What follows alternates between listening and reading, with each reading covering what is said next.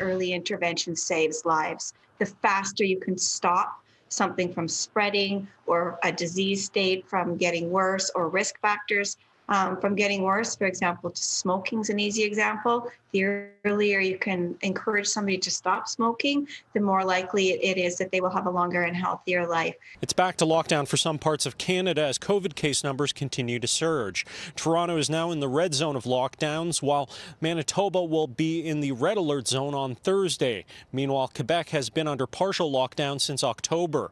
It's a dramatic move, but it could be some time before we know if those measures are working. So they can't just say, in the next few days, we should see a sudden decrease, because in the next few days, those cases will relate to what their risk was a week or two ago in the population, because that could have been when they were infected. Cynthia Carr is an epidemiologist and says it's hard to say how similar this wave of regional lockdowns will be to the ones seen in the spring.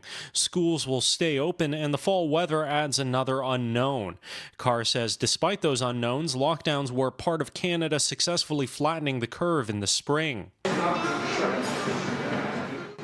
They're not still that ready for it. In fact, 56% of our members have told us that they're not sure they could survive a second wave of closures. So you got to remember, most small businesses don't exactly run on high profit margins. Businesses in lockdown regions are preparing for the worst.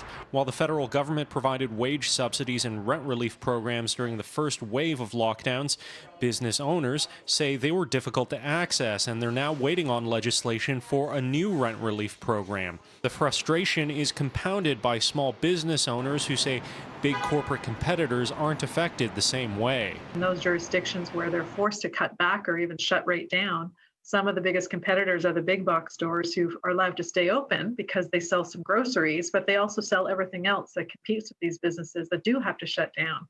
So it's really not fair at all. Now, Pullman says only 28% of small businesses reported their revenue levels going back to normal, and is encouraging Canadians to look local and shop at their independent small businesses the next time they need to make a purchase rather than going to Walmart or Amazon. In Ottawa, Xiaoli Li, City News.